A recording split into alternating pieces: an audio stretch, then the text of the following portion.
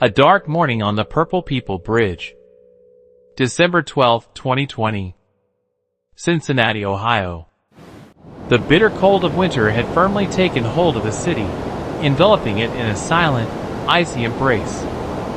The Purple People Bridge, an iconic structure connecting Newport, Kentucky, to downtown Cincinnati, stood solemnly under the cover of darkness. At precisely 3:30 a.m., the city was cloaked in stillness, broken only by the distant hum of early morning traffic and the gentle lapping of the Ohio River beneath the bridge. John Miller, a dedicated security guard nearing his 60th birthday, was on his routine patrol. The early hours were typically uneventful, a time when the city was at its quietest. Clad in a heavy coat against the biting cold, John's footsteps echoed softly on the bridge's deck as he methodically scanned his surroundings.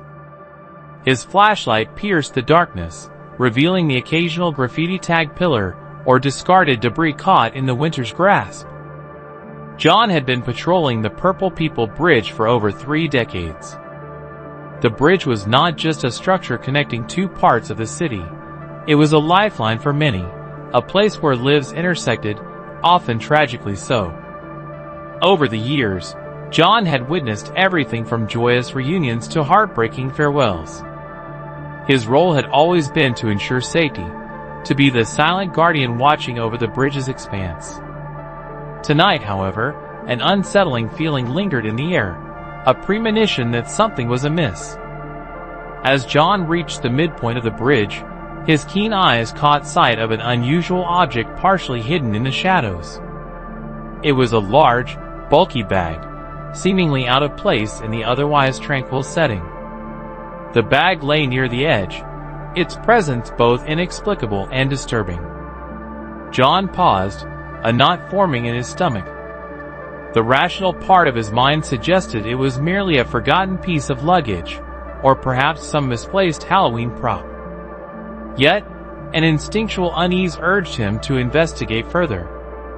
Taking a cautious step closer, he reached out to nudge the bag with his foot. The container was heavy, and with a forceful shove, it toppled over with a resounding thud, the sound echoing across the bridge and sending a shiver down John's spine. The bag remained upright, teetering dangerously close to the river's edge but refusing to fall into the icy waters below. Heart pounding, John took a tentative step closer, his curiosity battling his fear. Peering inside, he caught a horrifying glimpse of a body wrapped in what appeared to be a blood-stained PW patrol blanket. The lifeless form was unmistakably human, but it was clear this was no ordinary discovery. John's mind raced, grappling with the implications of what he had found. His training kicked in, but the gravity of the situation weighed heavily on him. Without hesitation, he reached for his radio, his hands trembling, and called in the discovery, his voice steady despite the turmoil inside him. "Police dispatch, this is John Miller. I need immediate assistance at the Purple People Bridge. Possible homicide." His voice cracked slightly, betraying the anxiety he felt. He stood there, watching as the first responders arrived, their flashing lights painting the area in surreal colors. As he awaited their arrival, John couldn't shake the feeling that tonight would be unlike any other. The horrifying discovery. Within minutes, the area around the Purple People Bridge buzzed with activity. Police cars, ambulances, and emergency responders converged on the scene, their flashing lights casting eerie glows on the surrounding structures. Detectives and forensic teams began their meticulous examination of the crime scene, working with a sense of urgency tempered by the need for precision. Detective Laura Simmons, a seasoned investigator with the Cincinnati Police Department, took charge of the initial investigation. She approached the scene with a mixture of professional detachment and personal concern, knowing all too well the toll such discoveries could take on those involved. Her team moved efficiently, securing the perimeter and beginning their search for evidence that could shed light on the tragic event. The body, identified as Ntia and Latimore, a 29-year-old mother, lay motionless in the bag. Autopsy results would later confirm that she had been brutally stabbed to death, with multiple deep wounds indicating a violent and personal attack. The brutality of the crime was evident in the severity of her injuries, suggesting a prolonged and intense struggle. But Ntia was not alone in this tragedy. Next to her lifeless form was a blood-covered PW patrol blanket, a chilling clue that pointed to the presence of a child. The blanket, a beloved item of her 3-year-old son, Nyo, suggested that the child had been present during the tragic event. However, Nyo was nowhere to be found, intensifying the horror of the situation. Detectives immediately began piecing together the timeline of events. Ntia had been last seen alive on December 5th, 7 days before her body was discovered. The gap between her disappearance and the discovery of her body raised alarming questions about what had transpired during that time. As investigators combed through her personal belongings, they found little to suggest a struggle or any signs of forced entry, indicating that Ntia may have known her attacker. The discovery set off a chain of events that would soon unravel a complex web of relationships, motives, and hidden secrets within the community. As the day progressed, the media descended upon the scene, turning the quiet bridge into a hub of flashing cameras and buzzing reporters, all eager to capture the unfolding tragedy. The missing child. Antonio Hughes, Ntia's ex-boyfriend and the father of Nyo, was left in a state of panic. On December 4th, he had lost contact with his 3-year-old son, sparking a desperate search. Antonio had been trying to reach Ntia, but she had been silent since that day, leaving him with no information about Nyo's whereabouts. Ntia's aunt, Maria Thompson, provided a glimpse into Ntia's life. Ntia was more like a sister to me, Maria shared during an interview. She was loyal, protective, and always the first person people turned to for advice. She was a firecracker, full of life and love for her children. Nyo and Ntia were inseparable, like two peas in a pod. Ntia was a proud mother, fiercely bonded with her children. Nyo, in particular, was inseparable from his mother. The two were often seen together, their bond unbreakable, embodying the innocence and joy of childhood. Despite their separation, Antonio and Ntia remained close, sharing moments whenever possible. Antonio cherished every opportunity to see his son, Nyo, who was described as sweet, caring, and a bit timid. Nyo loved dressing up as PW Patrol and spending evenings watching SpongeBob SquarePants with his father. If you see him right now, Antonio recalled, he would be shy and nervous, he would hide. But once he gets to know you, he's a sweet kid you'd love. Antonio's concern for Nyo quickly escalated into fear when he realized that Ntia had not responded to his calls or messages since December 4th. Desperate to locate his son, Antonio enlisted the help of friends, family, and even strangers, hoping that someone, somewhere, had seen or heard something that could lead to Nyo's whereabouts. The community rallied around him, organizing search parties and coordinating efforts to cover every possible location where Nyo might be found. As days turned into weeks, the hope of finding Nyo alive began to wane, but Antonio refused to give up. He clung to the belief that his son was still out there, somewhere, waiting to be found.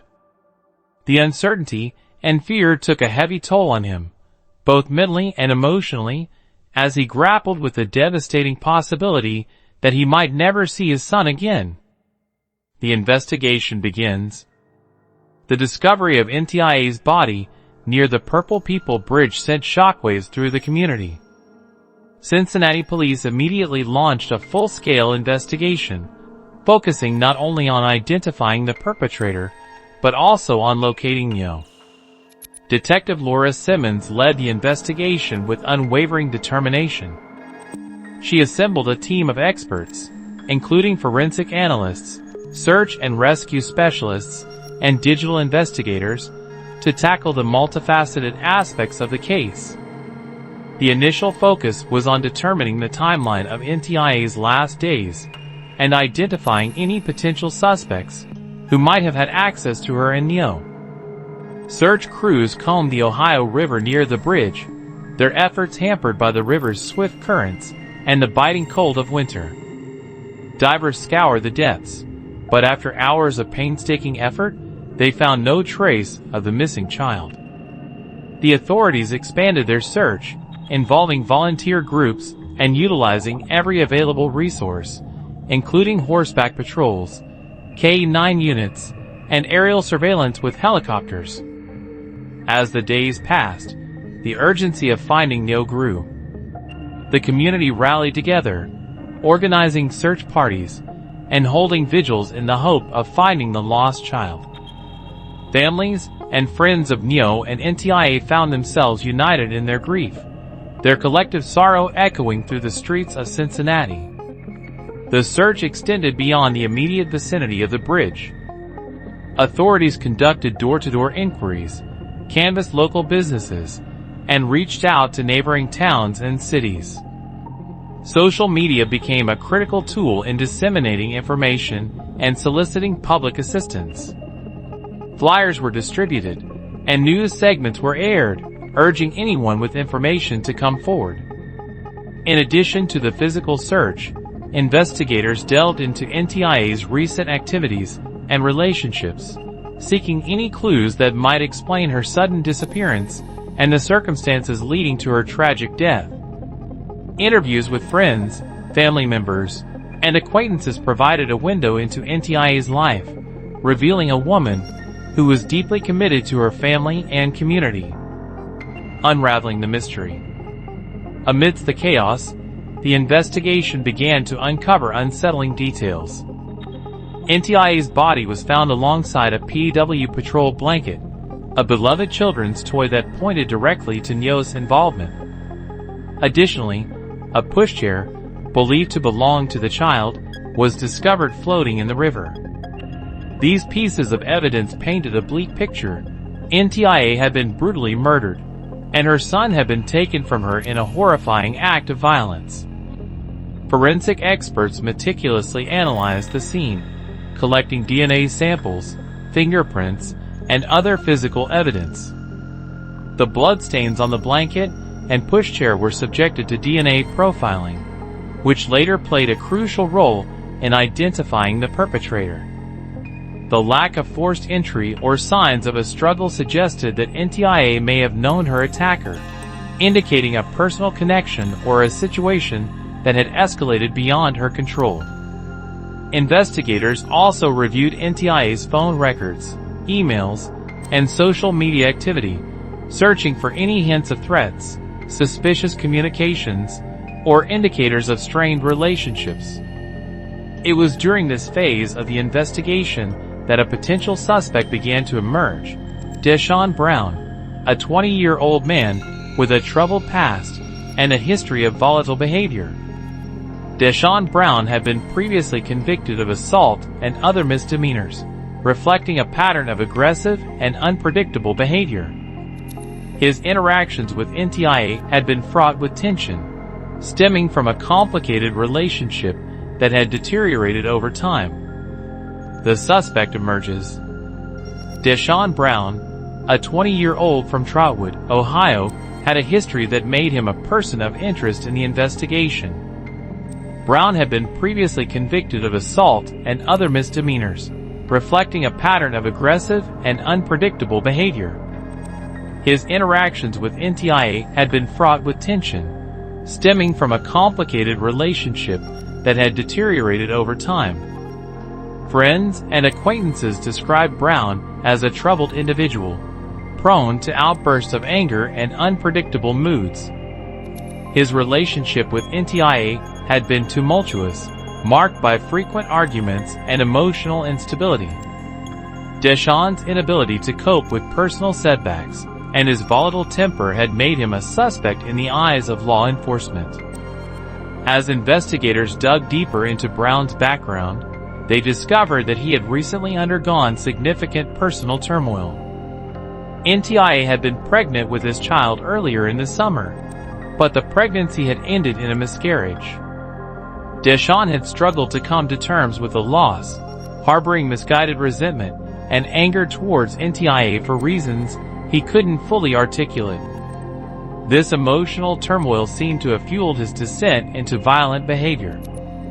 Deshawn's online activities provided further insight into his disturbed state of mind.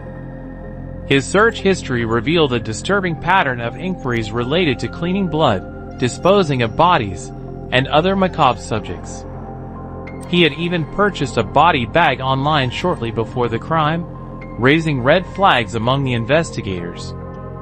Surveillance footage captured him carrying Ntia's body through the corridors of her apartment building, a stark visual testament to his involvement.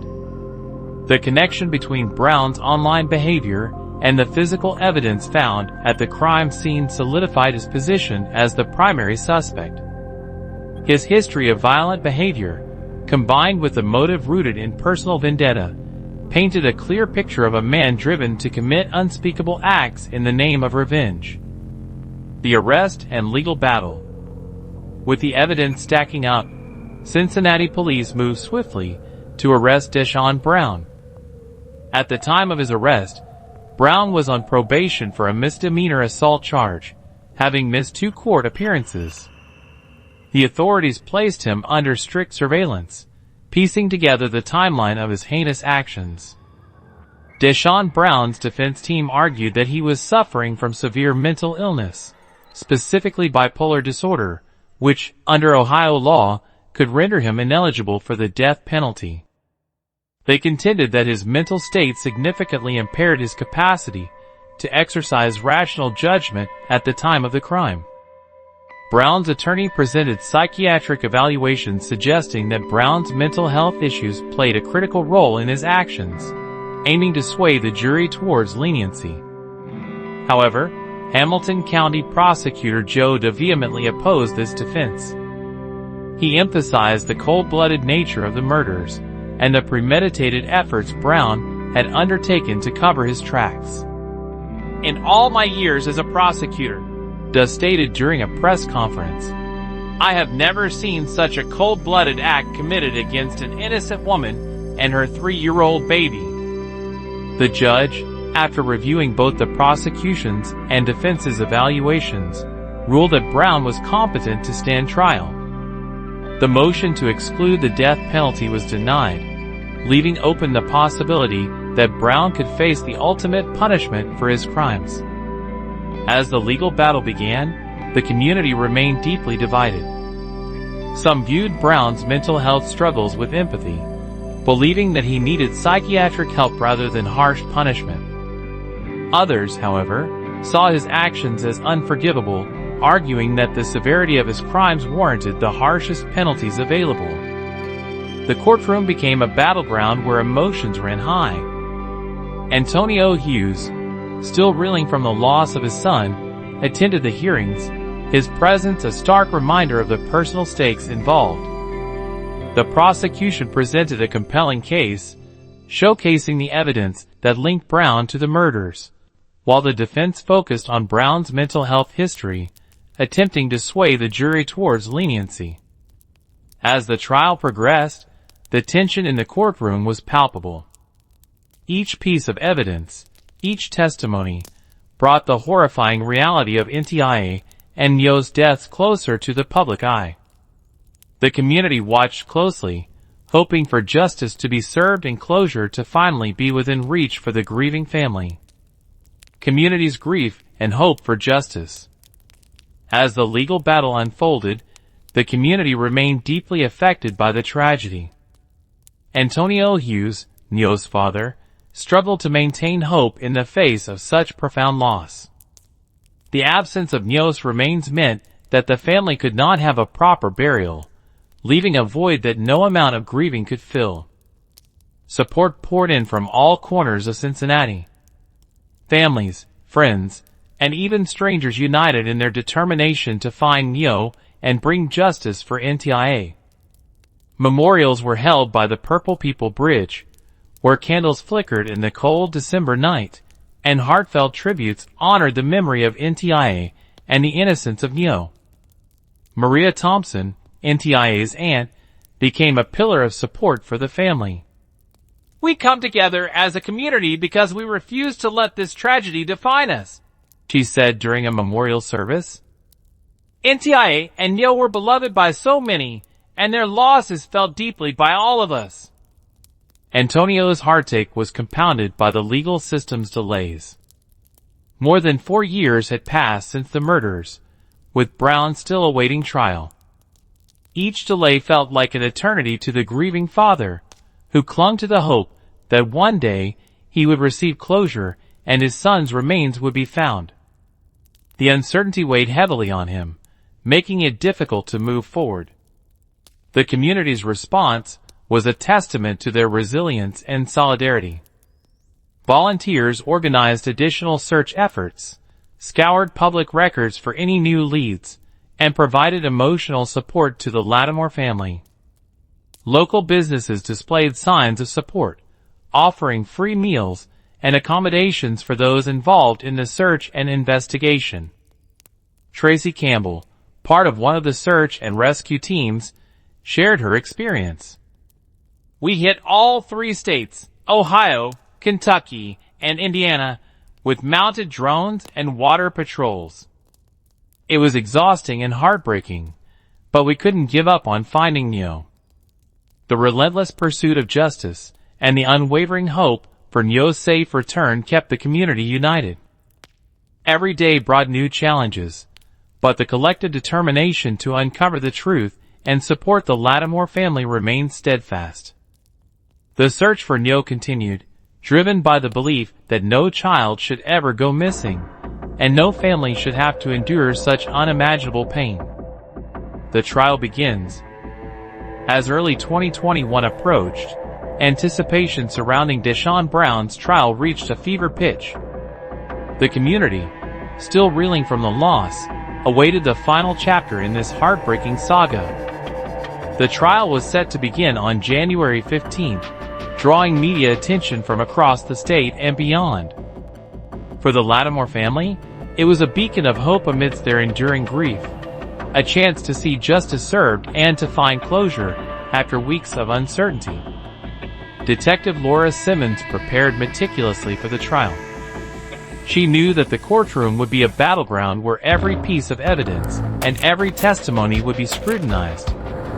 Her team reviewed every detail of the investigation, ensuring that no stone was left unturned. The prosecution aimed to present an airtight case, relying heavily on forensic evidence, surveillance footage, and Brown's own disturbing online activities. In the days leading up to the trial, the community held vigils and prayer services, offering support to the Latimore family and hoping for a swift resolution. Antonio Hughes remained a pillar of strength, channeling his pain into advocacy work, speaking out against domestic violence, and supporting other families in similar tragedies. Opening statements. The courtroom was filled to capacity on the first day of the trial. Friends, family members, and community supporters filled the pews, their faces etched with sorrow and hope. Media outlets set up their equipment, capturing every moment for viewers eagerly following the proceedings. Prosecutor Joe Ditt took the stand first, delivering a powerful opening statement. "Ladies and gentlemen of the jury," he began, his voice steady and resolute. "We are here today to seek justice for Ntia Latimore and her son, Nyo. The evidence will show that Deshaun Brown planned and executed a heinous crime, driven by rage and a twisted sense of vengeance. This was not a spontaneous act of violence, but a premeditated murder aimed at tearing apart an innocent family." Brown's defense attorney, Emily Carter, rose to counter the prosecution's claims. "Your Honor, while the prosecution will present evidence suggesting Mr. Brown's involvement, we must consider the severe mental health issues that impaired his judgment at the time of the crime. Mr. Brown's bipolar disorder significantly affected his ability to make rational decisions, particularly during times of emotional distress.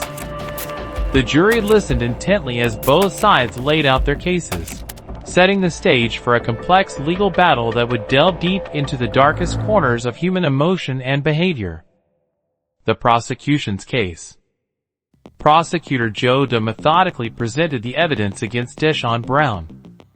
He began with the forensic findings, highlighting the DNA matches found on the PW patrol blanket and the pushchair, which linked Brown directly to the crime scene. The bloodstains and fingerprints on the items were presented as irrefutable proof of Brown's presence during the murder. Next, to showcase the surveillance footage that captured Brown carrying Ntia's body through the corridors of her apartment building. This footage is not just evidence, it is a testament to the brutality of the crime committed, they emphasized. The video clearly showed Brown's hand stained with blood, his expression devoid of remorse as he attempted to conceal his actions. The prosecution also introduced Brown's online search history, revealing a disturbing pattern of inquiries related to cleaning blood, disposing of bodies, and other macabre subjects. These searches were presented as evidence of premeditation and a clear intent to cover up the crime. Witness testimonies further solidified the prosecution's case. Neighbors described Brown's volatile behavior leading up to the murder, noting his frequent arguments with Ntia and his increasingly erratic actions. Friends recounted instances of Brown's anger and his inability to cope with personal setbacks, painting a picture of a man driven to the brink by unresolved trauma and frustration. The defense's strategy. Defense attorney Emily Carter took the floor, shifting the narrative to Brown's mental health struggles. We cannot ignore the profound impact that bipolar disorder has had on Mr. Brown's life, Carter argued. She presented psychiatric evaluations and expert testimonies that detailed Brown's mental state leading up to the crime. Dr. Karen Lewis, a renowned psychiatrist, testified about the debilitating effects of bipolar disorder, explaining how it can impair judgment and exacerbate aggressive tendencies. Mr. Brown has been battling severe mood swings and depression for years, Dr.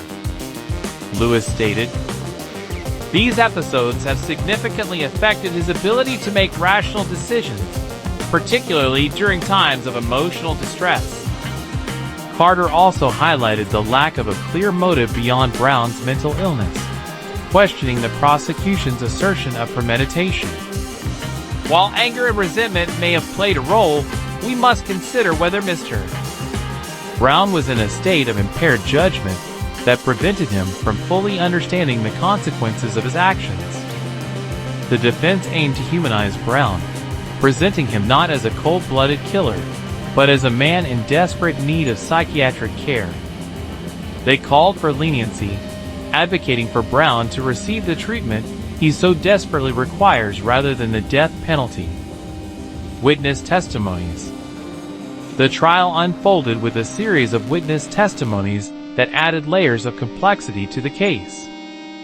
Antonio Hughes took the stand, his demeanor composed yet visibly strained by the emotional weight of the proceedings.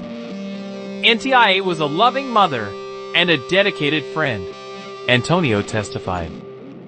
She was always there for me and for our son, Nyo. The day I lost contact with Nyo was the worst day of my life. I didn't know if he was okay or if something terrible had happened. Seeing Ntia's body was devastating beyond words. Antonio's testimony underscored the personal loss and the impact of Ntia's death on their family. He spoke passionately about his determination to find his son and his unwavering hope for justice. Maria Thompson, Ntia's aunt, provided further insights into Ntia's character and her relationship with Deshaun Brown. Ntia was a strong, resilient woman, Maria shared. She didn't deserve to be treated that way. Deshaun and Ntia had their differences, but Ntia always tried to help him when he was struggling. It breaks my heart to see her like this. Brown's former friends and acquaintances were also called to testify, describing his volatile behavior and the strained relationship he had with Ntia. Their accounts painted a picture of a man who was increasingly isolated and tormented by his personal demons. The turning point. As the trial progressed, a critical turning point emerged when the prosecution introduced new evidence. A series of text messages between Deshaun Brown and Ntia Latimore, exchanged in the days leading up to the murder. These messages revealed escalating tensions and threats, suggesting that Brown had been planning his revenge for some time. "Ntia, I'm done with you," one message read. "You took everything from me, and I won't stand for it anymore." Another message stated, "You think you can just walk away?" "Think again." These incriminating messages provided a clearer motive for the crime, undermining the defense's claims of impaired judgment. The jury was faced with undeniable evidence that Brown had harbored deep-seated resentment towards Ntia, motivating him to commit the heinous act. The emotional toll. Throughout the trial, the emotional toll on the Latimore family and the community was palpable. Antonio struggled to maintain his composure, often finding himself on the verge of tears as he recounted the pain of losing his son and witnessing Ntia's brutal murder. Maria Thompson became a source of strength for the family, offering words of comfort and encouragement during the most trying moments of the trial. "We are here to support Antonio and the family," Maria affirmed. "Ntia and Nyo deserve justice, and we won't rest until that happens." The community's support remained unwavering, with neighbors and friends providing meals, counseling, and a shoulder to lean on. The memorials by the Purple People Bridge continued, serving as a constant reminder of the lives lost and the collective determination to seek justice. Closing arguments. As the trial neared its conclusion, both the prosecution and defense delivered their closing arguments with fervor. Prosecutor Joe Da reiterated the strength of the evidence against Brown, emphasizing the forensic findings, surveillance footage, and the incriminating text messages. "The evidence is clear," Da asserted. "Deshaun Brown planned and executed a brutal murder out of pure vengeance." "The law is clear on this matter, and we seek justice for Ntia and Nyo." Defense attorney Emily Carter responded by reiterating the impact of Brown's mental illness on his actions. "While the evidence suggests a connection between Mr. Brown and the crime, we must not overlook the severe mental health issues that impaired his judgment. Mr. Brown deserves the chance to receive the psychiatric care he needs." The jury was left to weigh the compelling evidence presented by both sides, navigating the fine line between justice and mercy. The verdict and aftermath. After weeks of deliberation, the jury returned with a verdict that would determine the fate of Deshaun Brown and provide a semblance of closure for the Latimore family. The courtroom fell silent as the foreperson stood to announce the decision. "We, the jury, find the defendant, Deshaun Brown, guilty of first-degree murder." The declaration sent ripples through the room. Antonio Hughes let out a breath he hadn't realized he'd been holding, a mix of relief and sorrow washing over him. Tears welled up in his eyes as he processed the outcome, knowing that while justice had been served, the pain of losing his son and Ntia would linger indefinitely. Prosecutor Joe Da addressed the court. "Justice has been served for Ntia and Nyo. May their memories bring strength to all those who love them." Deshaun Brown was escorted out of the courtroom, his expression unreadable. The verdict marked the beginning of a new chapter for the Latimore family, one where they could begin to heal, albeit slowly, and with enduring scars. a community united in memory. Years have passed since the tragic events that shook the Cincinnati community. The Latimore family, though forever changed by their loss, found solace in the support and solidarity of those around them. Antonio Hughes continued his advocacy work, dedicating his life to preventing domestic violence and supporting other families in similar tragedies. The Purple People Bridge, once a symbol of connection and unity, also stood as a monument to resilience and the enduring power of community in the face of unspeakable loss.